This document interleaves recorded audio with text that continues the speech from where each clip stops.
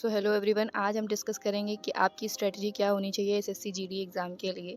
तो हम सबसे पहले बात करते हैं मैथ्स के लिए, क्योंकि ये बहुत बच्चों को परेशान करती है और सबसे ज़्यादा लोग अगर दिक्कत करते हैं जो एवरेज बच्चे होते हैं उसको उनको इसी में दिक्कत आती है। तो इसमें हम बात करेंगे तो सबसे पहले मैथ जो उन लोगों की बात कर लेते हैं जिन लोगों को बेसिक से करनी है।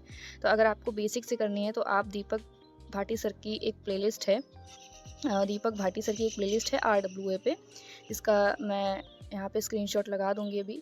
तो आप देख सकते हैं परमवीर बैच में उन्होंने अच्छे से पढ़ाया हुआ है।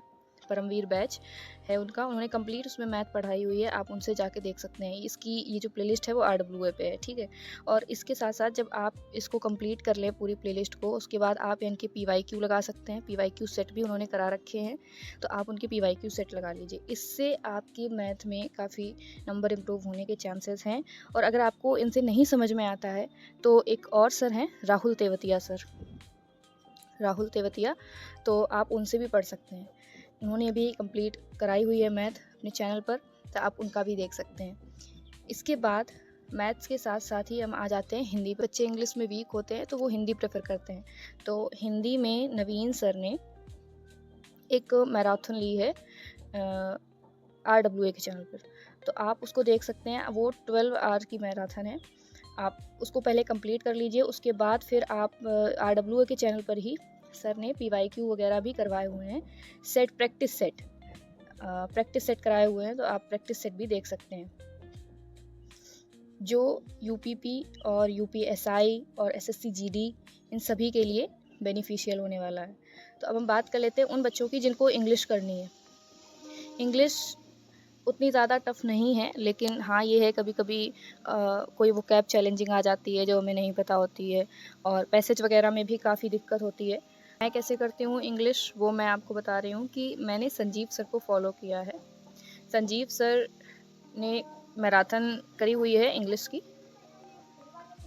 मैराथन उनकी ग्रामर की जो कॉन्सेप्ट हैं, वीडियो हैं, मैंने वो कंप्लीट करे हैं। उसके अलावा जो आप वो कैप कर सकते हैं वो ब्लैक बुक से भी कर सकते हैं, और उसके लिए आप वीडियोस भी प्रेफर कर सकते हैं कि आप प्रीवियस ईयर के वीडियोस बना के जो लोग डालते हैं यूट्यूब पे, आप उनको भी फॉलो कर सकते हैं अगर आपको ब्लैक बुक पढ़ना उतना ज़्यादा पसंद नहीं है तो। इतना आप करेंगे और सेक्शनल्स देंगे तो इतने में हो जाएगा। GS की बात कर लेते हैं, तो GS में नायक सीरीज़ बेस्ट है आप लोगों के लिए, सर ने कराई हुई है RWA पे, तो आप नायक सीरीज़ को फॉलो करिए। और उसके बाद अगर आपको लगता है कि नहीं मुझे इसमें नहीं समझ में आ रहा, तो आप संकल्प सीरीज भी फॉलो कर सकते हैं, सोनवीर सर ने कराई हुई है। सोनवीर सर ने संकल्प सीरीज कराई हुई है, तो आप इसको भी प्रैक्टिस कर सकते हैं। उसके साथ साथ हम बात कर लेते हैं रीजनिंग की। रीजनिंग में आप काफ़ी अच्छा स्कोर कर सकते हैं कम पढ़े हुए भी, मतलब मेरा ये कहने का मतलब नहीं है कम पढ़े हुए, लेकिन मतलब आप थोड़े एफर्ट्स डाल के आप रीजनिंग में ज़्यादा आउटपुट ले सकते हैं as compared to maths in English और GS, ठीक है। तो मैथ्स मैं रीजनिंग में सबसे पहले बताऊंगी कि पीयूष सर, अगर आपने थोड़ी बहुत कभी पढ़ रखी है या आपका थोड़ा बेसिक वगैरह जो है वो सही है, नहीं भी सही है तो मुझे लगता है कि वो ठीक है, बट अगर फिर भी मैं सजेस्ट करूँगी कि पीयूष सर से आप वो चैप्टर कंप्लीट कर लीजिए जो इम्पॉर्टेंट है। तो उसको करने के बाद फिर आपको किसी दूसरे टीचर से पढ़ने की ज़रूरत नहीं पड़ेगी। लेकिन अगर आपको लगता है कि नहीं आपको किसी दूसरे टीचर से पढ़ने की ज़रूरत है, तो RWA पे भी सर ने करा रखी है रीजनिंग, बिल्कुल फ्री में, ये सारी प्लेलिस्ट फ्री में है। उसके साथ साथ अगर पीयूष सर से आपको नहीं पढ़ना या नहीं समझ में आता है तो कमल सर ने FRB कराई है परमार अकेडमी चैनल पे, तो आप उनसे भी कर सकते हैं।